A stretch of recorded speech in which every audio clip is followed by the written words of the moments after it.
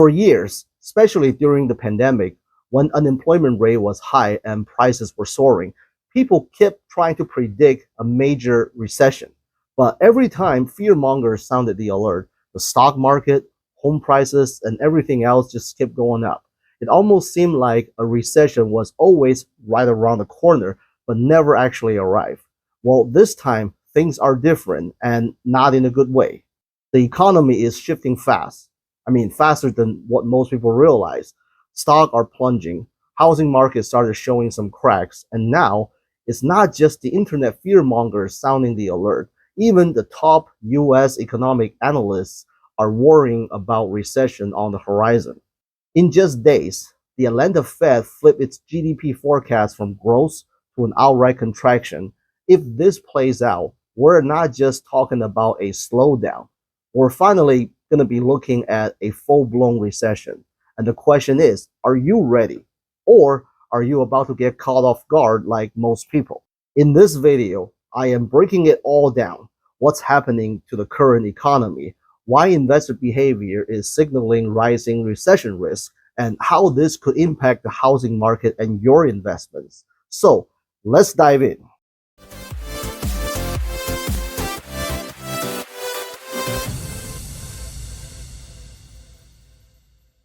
So let's take a look at the current economic condition, which is full of uncertainties.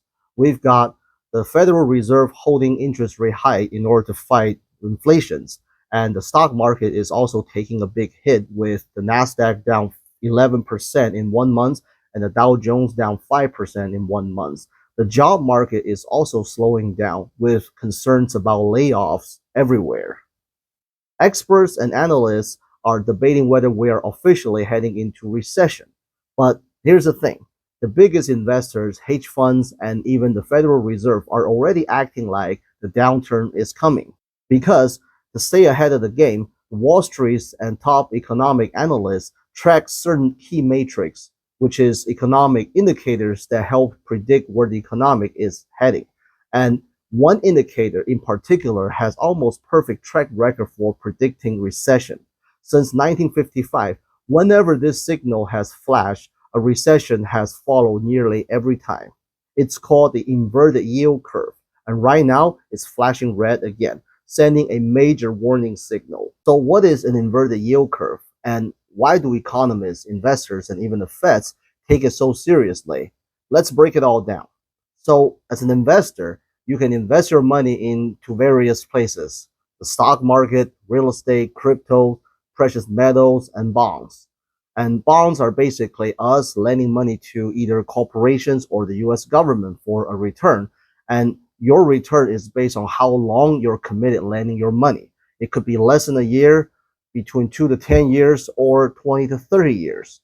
With that, let's say you're lending money to the US government and you have two choices here.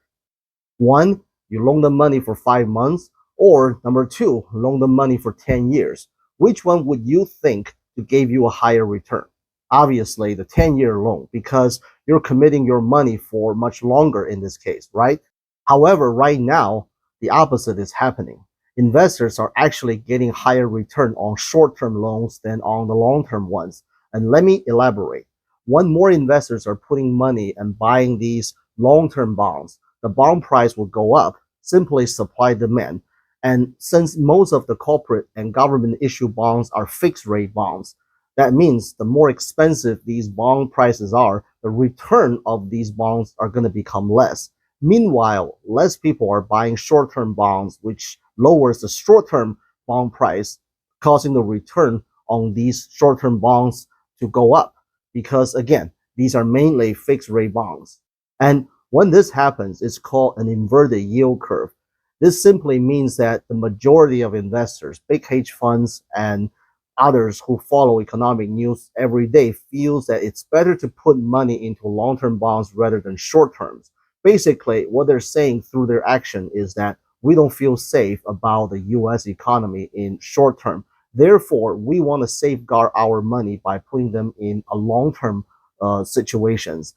And almost every time when we see something like this, the investors are doing, a recession has followed. Since 1955, this indicator has predicted almost every major recession.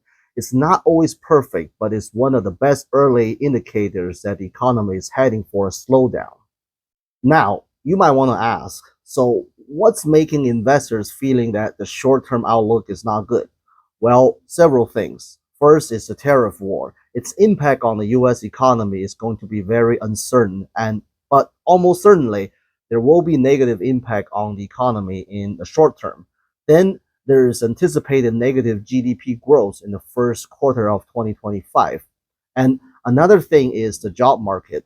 I believe that through the rise of AI, the labor market and business operations will go through major revolution. More jobs will be replaced by AI, but also more opportunities will come because of AI.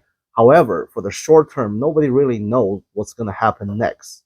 This uncertainty is reflecting by the recent stock market and crypto market volatility. Companies have reduced spendings, which also causes consumer spending lessons, which then propagates to the housing market. Currently, the US housing market is cooling down as more houses are on the market and less houses pending in the last couple of weeks. According to Zillow's heat map, the US housing market is moving from seller's market to neutral market. Now, in the Bay Area where I'm at, it's still considered one of the hottest markets, and Zillow shows that it's still seller's market here.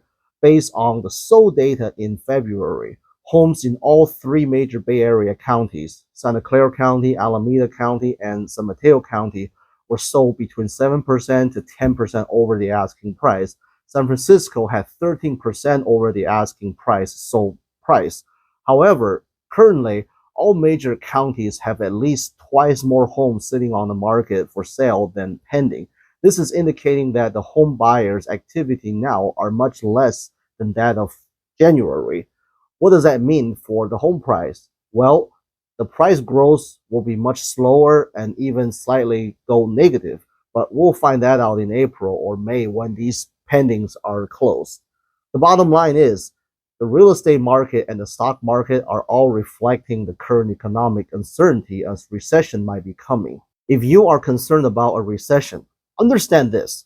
Recessions aren't something to fear. They're something to be preparing for.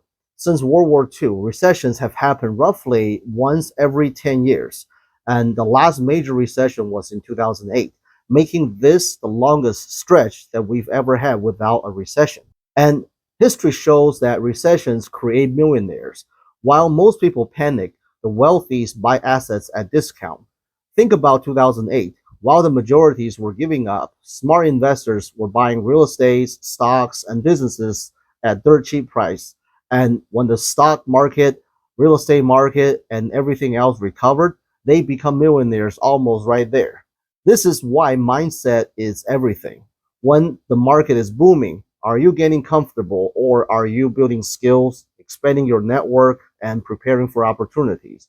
Are you keeping your money safe in cash or are you investing in at least yourself and learning from people who have already built wealth? You see, recessions create two types of people: those who panic and lost everything, and those that position themselves to win. And which one would you be? Now, one thing I want to emphasize, having the right mindset does not mean trying to time the market. Often that is the wrong mindset. Warren Buffett once said, don't try to time the market. Focus on time in the market. You're not going to know when is the absolute bottom, but if you can invest in something that gave you good cash flow, you'll be in control of your financial situations instead of relying on hopes and speculations of future appreciations. All right, now I want to hear from you. Do you think the economy is headed for recession and is real estate market going for a major crash, or would it just be a slowdown? Drop a comment below, and if you want to learn how to navigate this market and find the best real estate opportunities, hit the like button, subscribe, and let's keep this conversation going. All right, that's it for now, and see you on the next one.